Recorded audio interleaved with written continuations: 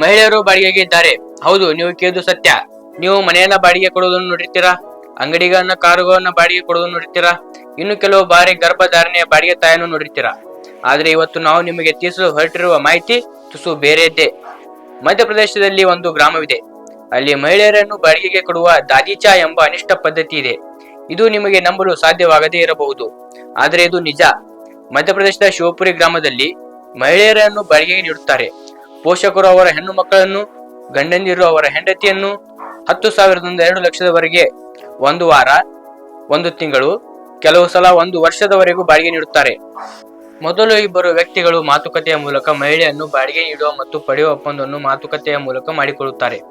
ತುಂಬಾ ಆಶ್ಚರ್ಯಕರ ಸಂಗತಿ ಎಂದರೆ ಈ ಒಪ್ಪಂದವು ಗವರ್ಮೆಂಟ್ ಆಫೀಸಿಯಲ್ ಸ್ಟಾಂಪ್ ಪೇಪರ್ಗಳ ಮೂಲಕ ನಡೆಯುತ್ತದೆ. ಇದರಲ್ಲಿ ಮಹಿಳೆಯನ್ನು ಎಷ್ಟು ದಿನಗಳ ಕಾಲ ಬಾಡಿಗೆ ನೀಡಲಾಗಿದೆ ಮತ್ತು ಎಷ್ಟು ಹಣ ಪಡೆಯಲಾಗಿದೆ ಎಂಬುದನ್ನು ನಮೂದಿಸಲಾಗುತ್ತದೆ.